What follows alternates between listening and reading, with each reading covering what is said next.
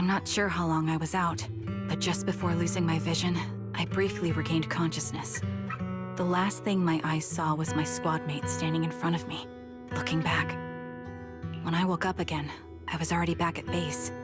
The higher-ups detonated the Shiryu pillars, and finally managed to bring Hollow Zero under control. I don't know who rescued me from the Hollow, but none of my squad mates had made it out. For some reason, the image of my squad mates being the last thing I saw has stayed in my mind. It must be some kind of sign. A sign that they're still alive. Don't you think? They must have continued fighting after I fell unconscious, eventually getting lost in some hollow and losing contact with the main force, left to wander between the various hollows of New Eridu. That must have been what happened, right? The defense force, civilians, no one believes me. So I decided to find them myself. The reason behind these eyes, it's got to be to guide me to finding them still alive. Am I wrong, Proxy? Are these eyes pointless? I knew that's what you thought. Interpreting what my eyes see as proof my squad mates are still alive is just wishful thinking. But if they're really gone, why would I have been given these eyes, which bring nothing but pain? If they're truly no longer alive, how can I apologize to them in person? Tell them I'm sorry. Sorry for being so weak. Sorry that I failed to protect them. Their faces are all so blurry. I can't see their expressions. I can't even bear to look at them. If their final look at me was filled with resentment and disappointment, I wouldn't know how to handle it. Charon, I didn't expect you to be here for Remembrance Day. How are things going with your search? Seems like you have something to say. Among the people standing here, there's a woman who raised her daughter with the survivor benefits left by her husband.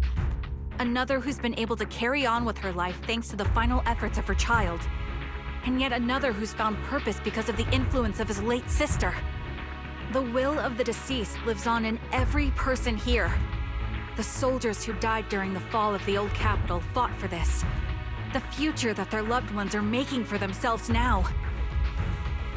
The old me might have agreed with what you said, but someone taught me that pain and hardship can lead to hope.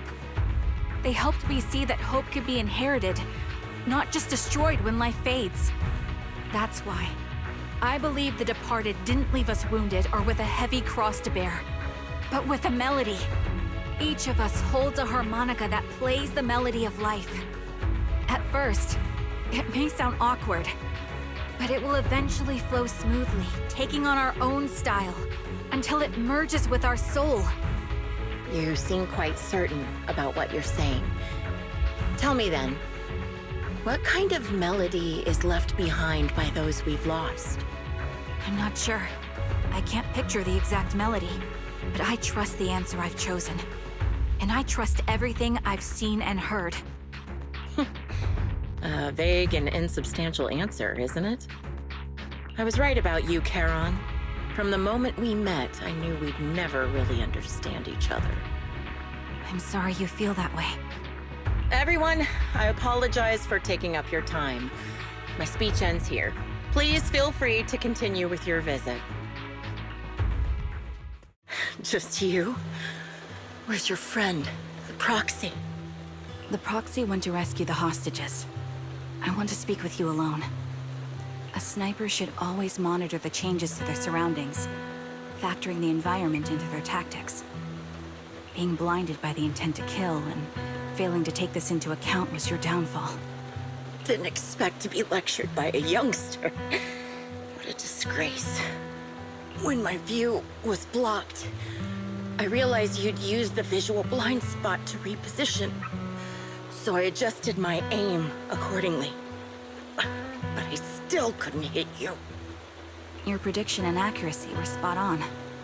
I was just saved once again by this. By both this harmonica, and by my former comrades. Are you trying to say that this is destiny? That it's the will of my companions guarding me?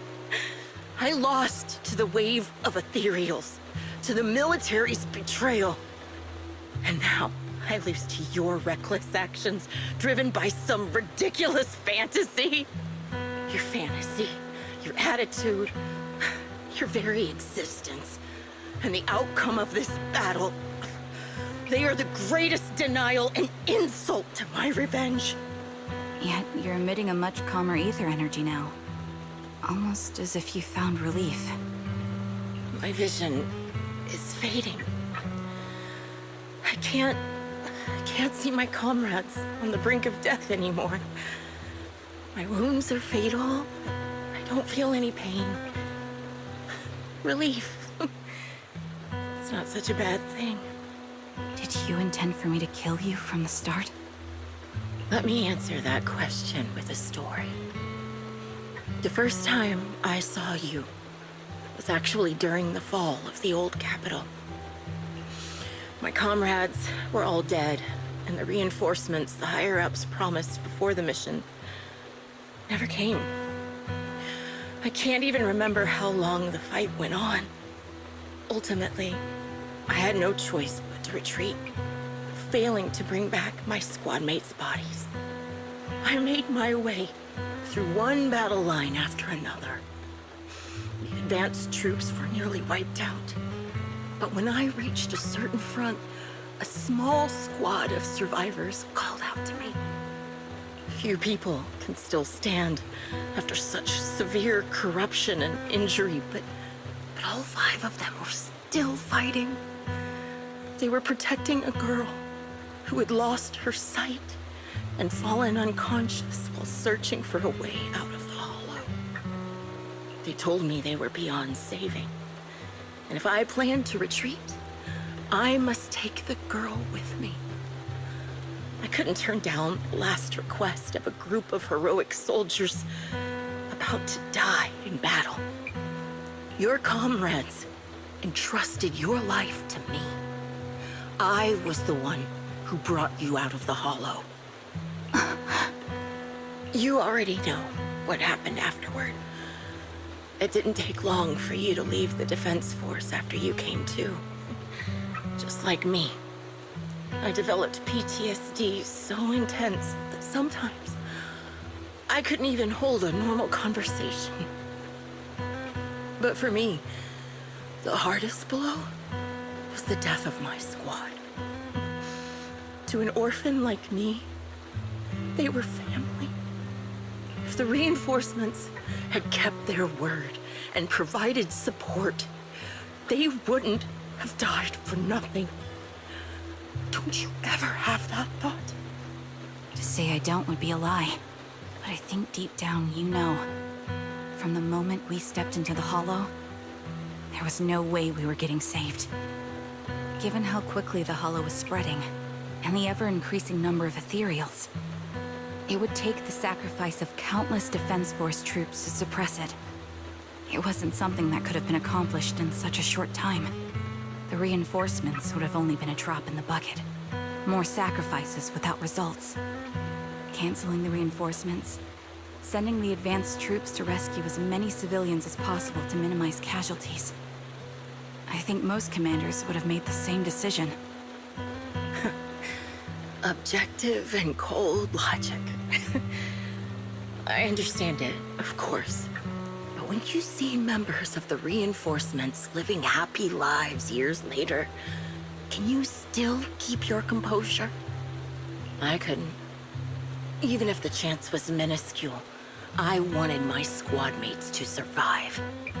But they turned that chance to zero, and still have the nerve to embrace a peaceful future. I can't help but resent them. By the time I realized what I'd done, I had already taken several lives. Nathan. When I tied him up and was about to kill him, he begged me to spare him, saying he had something to give you, no matter what.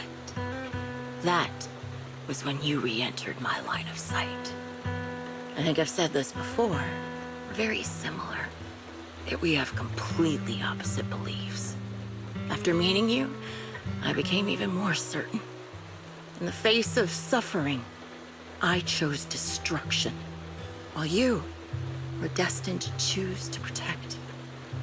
But you're still entangled in your obsession with your squad mates. If this continues, you'll eventually sink into a void of despair. Your hope is like a bubble, ready to burst at any moment. The version of you I want to kill is the complete one, who can firmly reject my answer. If you haven't found your answer yet, then I'll be the one to push you forward. I kill you, or you end me. Either way works. But after seeing your growth, maybe I'd prefer you to step over my body. That's the final answer. Why? Emptiness and doubt. No matter how many targets of my revenge I took down, nothing changed. Aiming my gun at former comrades, drowning in hate and rage, all it left was a hollow emptiness. But you're different. You've gained unconditional trust from the proxy. You have the courage to fight through my trap. And eventually, you'll have a melody that's uniquely yours. My belief has faltered. I finally remember my squad mates were fools just like you. You're right. They would never want me to become this way. I talk about carrying their cross. But in truth, I never carried their will. So be it. Take the hostage and go. A villain stained with the blood of others deserves nothing but a miserable end. I'm looking forward to how long you'll be able to protect those in front of your eyes.